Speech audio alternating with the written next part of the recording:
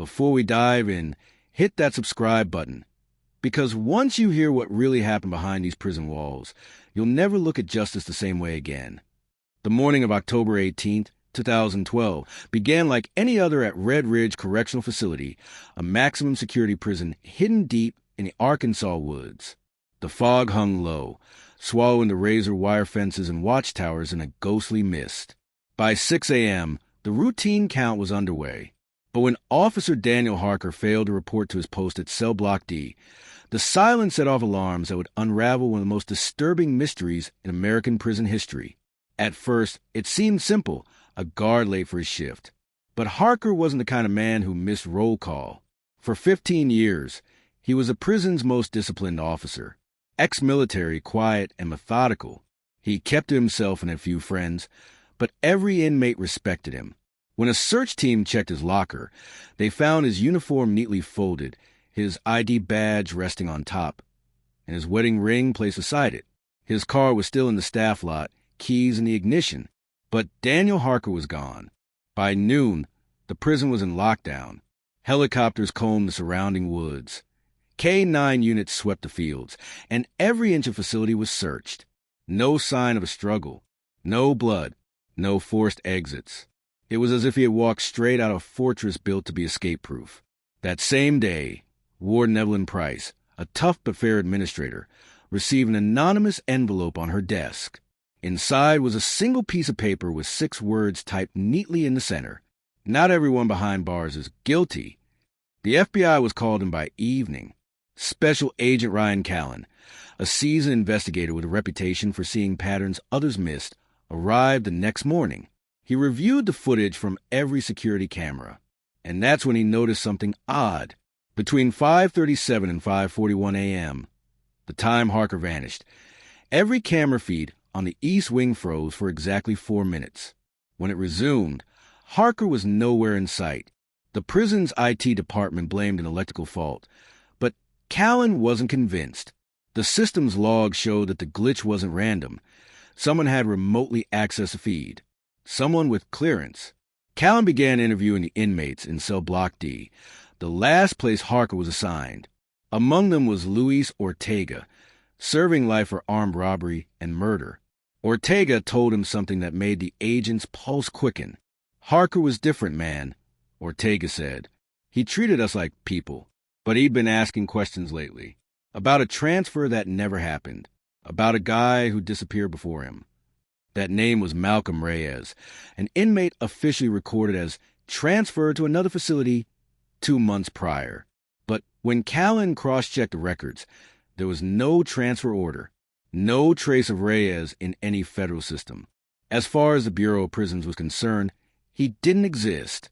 The deeper Callen dug, the darker the pattern became. 3 years earlier, 2 other inmates had transferred out of Red Ridge under similar circumstances, each one serving sentences tied to organized crime cases. Each disappearance followed a security glitch, just like the one that happened before Harker vanished. By now, the media was circling like vultures. Missing guard from maximum security prison plastered every major news network. Protesters gathered outside Red Ridge, chanting for answers. Inside, tension was boiling over.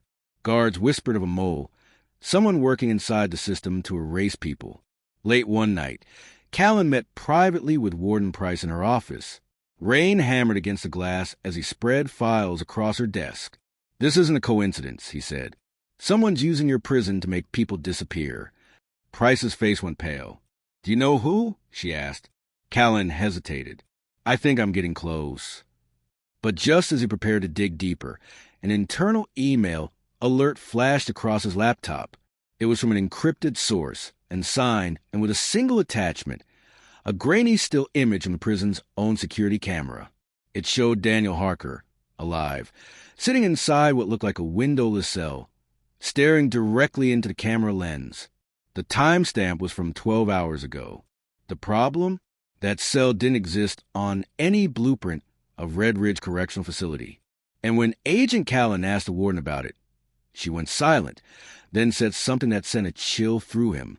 "Agent, that room was sealed off 20 years ago, after an inmate died in it. But when they opened the sealed cell door the next morning, what they found inside changed everything. The heavy steel door groaned open after hours of torch cutting and crowbars. Dust poured out like smoke, coating the hallway in a fine gray mist. Inside, the air was stale and thick with the scent of rust and mold. Agent Ryan Callan stood behind a group of guards in hazmat suits, his flashlight cutting through decades of darkness. This was the sealed room, a part of Red Ridge Correctional Facility officially closed since 1992, after what records described only as an internal incident. The beam of light swept over cracked concrete walls, a rotting mattress, and faded tally marks scratched into stone. But what froze everyone in place was what stood in the center of the cell, a steel chair bolted to the floor. Dried restraint still hung from his arms, and next to it, a small, rusted camera. Someone had once filmed whatever happened here. On the far wall, faint words had been etched into the cement, almost invisible beneath the grime. Callan leaned closer, reading them aloud. They watched from the inside. The temperature seemed to drop. The guards exchanged uneasy looks, and one muttered, "What the hell does that mean?" Callan didn't answer. He was focused on a new detail, a modern USB drive taped beneath the old metal bed frame, wrapped in plastic. Someone had been inside the sealed cell recently. The drive was rushed to the FBI's digital lab. What they found confirmed the nightmare. The footage was dated 48 hours before Harker vanished. The video showed a single overhead bulb flickering. In the chair sat Daniel Harker, alive, hands bound, face bruised, eyes staring blankly ahead. The camera angle never changed. For 10 minutes, he said nothing. Then a distorted voice came from behind the camera. "Tell them what you saw, Officer Harker." His voice cracked. "You can't keep doing this. People know. They're going to find out." The unseen voice replied calmly, "No one ever finds out. You're part of the system now." The footage ended abruptly. Agent Callan felt his stomach twist. The timestamp proved Harker was being held inside the facility, but off the official grid. Someone within Red Ridge had the power to manipulate records, control cameras, and erase people from existence. Warden Price demanded answers from her staff, but the fear inside Red Ridge was growing like a virus. Guards whispered of a secret program, something called Project Meridian. Supposedly, it began in the late 1980s, when private defense contractors partnered with federal prisons to test covert psychological rehabilitation methods on select inmates. The goal was reformation. The reality was darker. That night, Callan drove to a nearby motel to clear his head. Around 2 a.m., his phone buzzed, an unlisted number. A woman's voice came through, trembling. "You don't know me, but I worked at Red Ridge years ago. Stop digging into Meridian." It didn't end. It just moved underground. Before he could respond, the line went dead. The call traced back to a disconnected landline in Little Rock. Back at the prison, chaos erupted. A young officer named Troy Jennings was found unconscious in the break room, his badge missing. On his wrist was a note written in marker. "He knows too much." When Callan reviewed the security tapes, he realized Jennings had been meeting privately with the warden the night before. But now both were gone. Price's office was stripped bare, drawers emptied, files deleted, even her nameplate removed. She had vanished just like Harker. FBI command authorized a full facility lockdown. Every exit was guarded. Every inmate was confined. Yet somehow, during that very night, one more person disappeared. An inmate named Luis Ortega, the same man who warned Callan about Harker's questions. His cell door was still locked from the outside. His bed was empty. The only clue was a folded note under his pillow with 3 words. "Check the basement." But Red Ridge didn't have a basement. At least, not one anyone could find on record. The next morning, Callan followed the prison's oldest blueprints, tracing a narrow corridor beneath the east wing that had been sealed off since the 1980s. It led to a forgotten sublevel, a maze of tunnels originally used for storage and maintenance. The deeper he went, the thicker the air became, humid and silent except for the dripping of unseen pipes. Then his flashlight hit something metallic, a reinforced door painted black. On it, stenciled in faded red letters, was a single word, Meridian. Callan radioed for backup, but before he could finish his transmission, his signal cut out. His light flickered. From behind the door came a faint, rhythmic tapping, like metal against concrete. Someone was alive in there. He reached for the handle, heart pounding. The hinges groaned as it opened an inch, and then a flood of white light burst through, blinding him.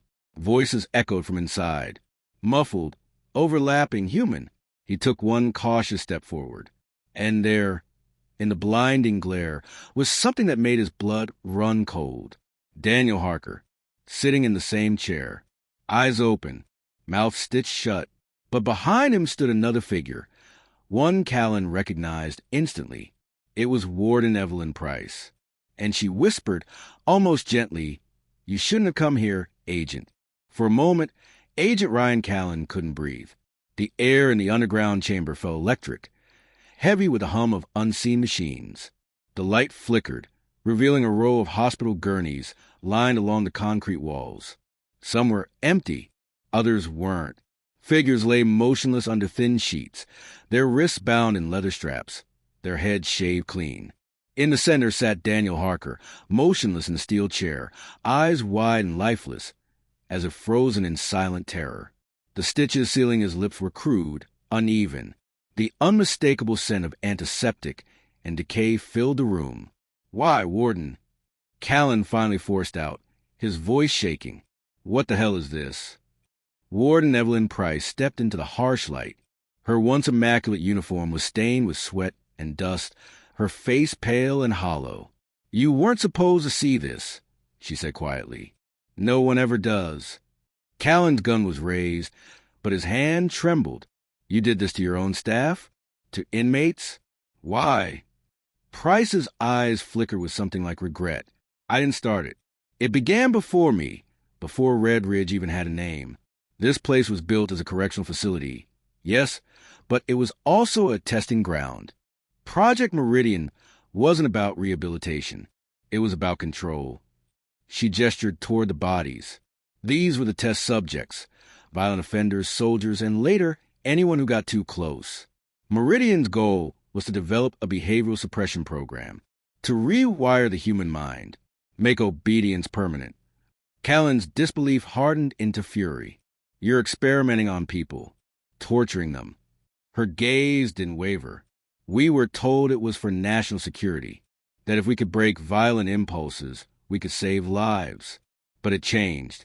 The funding became private. The orders started coming from corporations. Then the program went off record, buried under classified contracts.